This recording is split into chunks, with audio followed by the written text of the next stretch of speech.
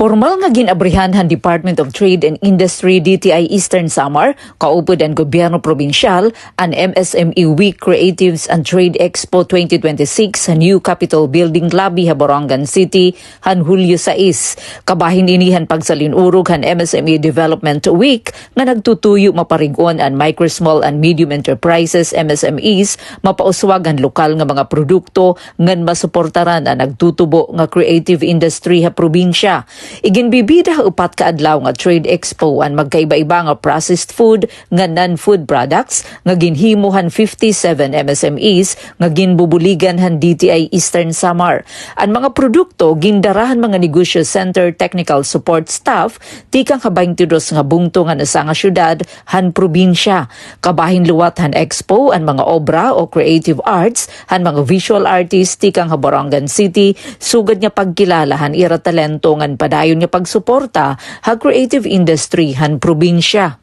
Lakip han mga ginpapakita nga artworks ang mga painting ni DYES RP Borongan Station Manager Ruth Rivera Abunda, kaupod ang iba pa nga mga obra han mga local visual artists. Sumalakan DTI Eastern Samar o IC Provincial Director Gwen Ponferrada, katuyuanan han expo nga mataganhin mas sa luag nga merkado ang mga MSMEs, maipakilala ang dikalidad nga mga produkto nga estihanon ngan maaghat ang publiko nga suportahan ngan paliton ang lokal nga mga produkto.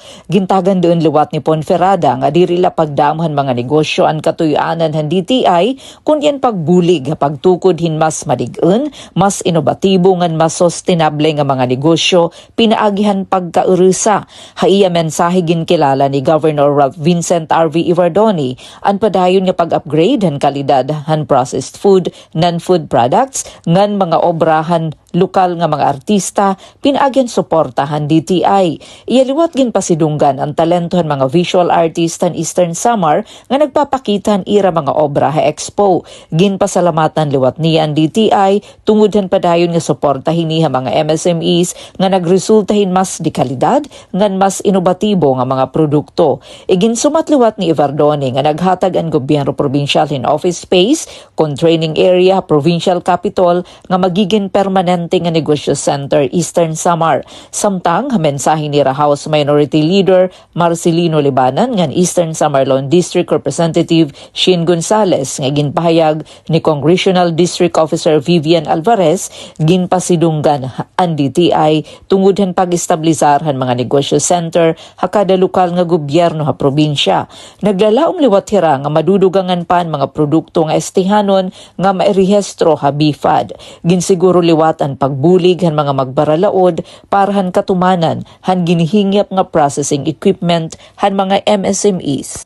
Abrido ha publiko ang MSME Week Creatives and Trade Expo 2026 nga nagahatag hinhigayon ha mga konsumidor nga suportahan ang lokal nga industriya, sining, ngan pakabuhi han mga MSME sa Eastern Samar.